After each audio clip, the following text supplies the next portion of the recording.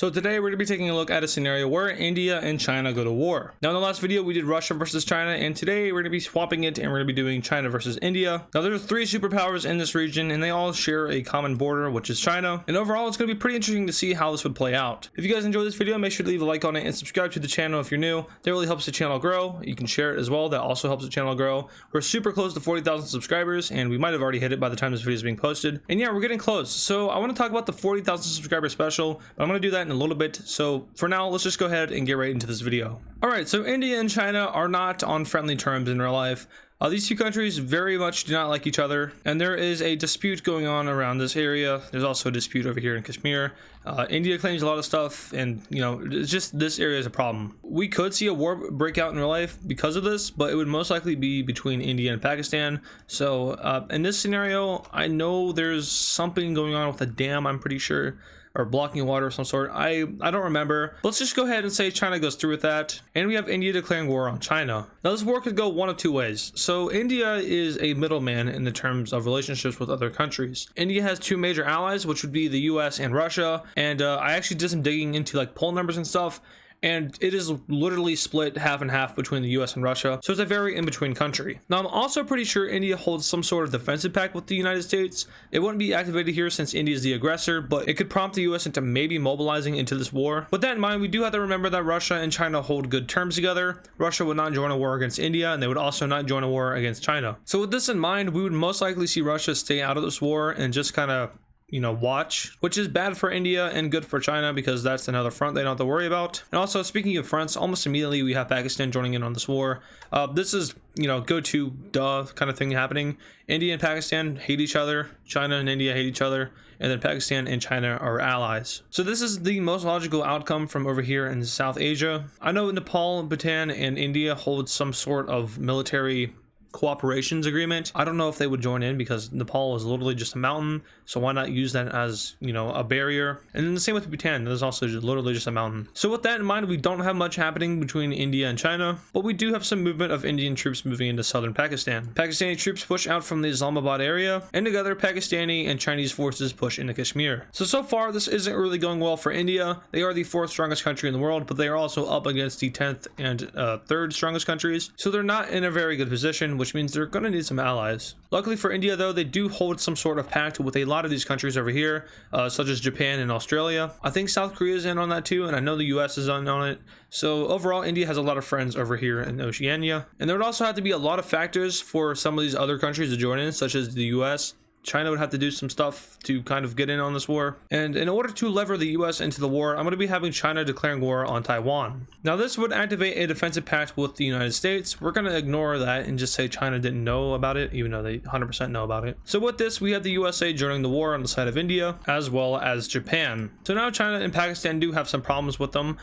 This war has expanded and there's a lot more powerful countries in the war, such as Japan, which is number 5, and then of course the United States, which is the strongest military power. Unfortunately for India though, the mobilization of these countries doesn't necessarily mean that they aren't going to get pushed back, so that's happening up north here. Luckily for them though, they do manage to make a campaign in southern Pakistan, which goes very successfully. With this, we have the withdrawal of some troops from northern India, which allows India to push back, but in turn allows Pakistan to push back. So now we have troops from these other countries on the way, as well as some naval battles happening along the coast of China. Taking a look at the navy of these countries, we can most likely see something like this, where China obviously controls the waters around their country, and then we have the seas around Japan, South Korea, and Taiwan occupied. So with this in mind, we would most likely see the US Navy obviously moving their way over to the South China Sea, and maybe docking in the Philippines, pushing up, and maybe making landings, although I would see most of the fighting over here in India. Speaking of India, they managed to continue to push back the Chinese and Pakistanis up north, but once again we have Pakistan starting another campaign. So now we have the blue team doing a little bit of an interesting move, and we have them recruiting another country and onto their side, and this country is Myanmar. Now I don't think Myanmar would be able to take on India. Obviously they aren't the strongest country, but China could definitely use the country to their advantage in order to invade eastern India, since, you know, there's mountains here. So that's exactly what they do. They start to push push into eastern India. Back over in the Pacific, we have China claiming the areas around Taiwan, which leads to the isolation and starvation of the country, and eventually a landing is made in southern Taiwan. Now there was already some Japanese troops here in Taiwan, which allows for them to hold back the Chinese, and no advance is made by them. Back over in the South China Sea, we have India and the USA convincing the Philippines to join the war, which gives way to a very large naval port down south. With this, we have a naval fleet pushing up from the Philippines, and together with the help of the American and Japanese Navy,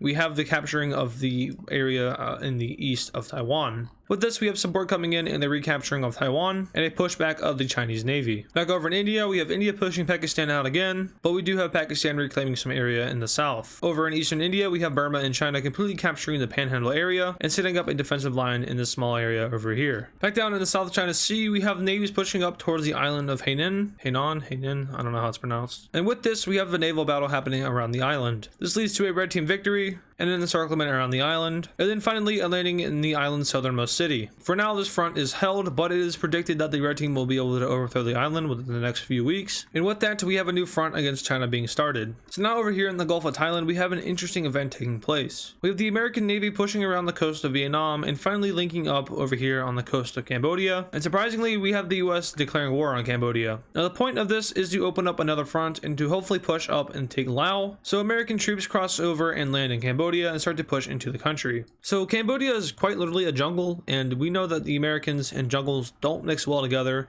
so we can assume that they wouldn't do well here.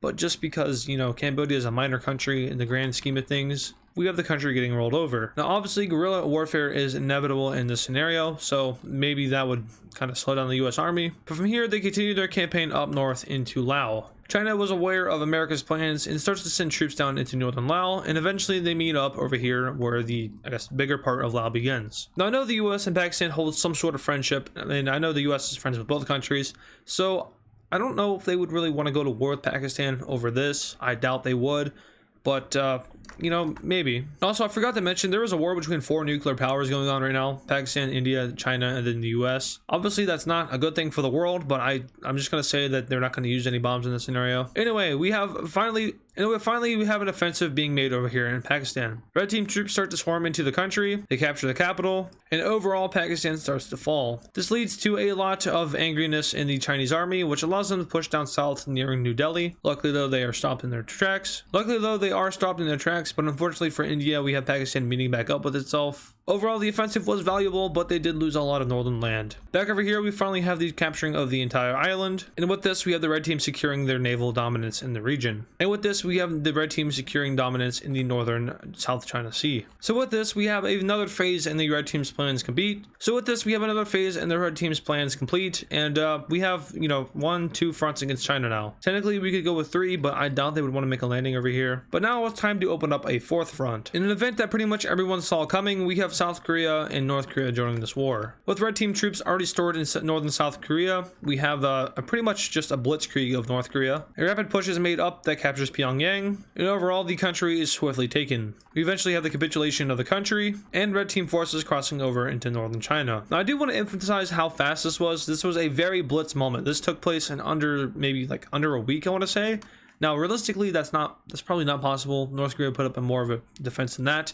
But let's just say that they're all bark and no bite. Speaking of all bark and no bite, we really didn't have China that was ready for this, but they do manage to set up a defensive anyway. And with the capturing of North Korea, we have the red team navy slithering up the coast. So now China and Pakistan have to deal with another front, which is over here in Korea. Back over in Pakistan, we have Indian forces once again crossing the border and cutting off Pakistan into 2 pieces. This time we have a more focused in area as the red team sweeps through southern Pakistan and wipes out the entire bottom half of the country. With this though, we do have a pretty large pushback of blue team forces up north, which leads to the capturing of a lot of northern Pakistan and a lot of northern India. We also see forces break through over here in the defensive position that they held. And with this, we have India in a kind of bad situation since, you know, 2 fronts, but it's about to get better because first of all, we have China reorganizing their troops and sending them over to Korea. And second of all, we have Vietnam joining the war on the side of the red team. Now, if it isn't obvious already, literally no one likes China.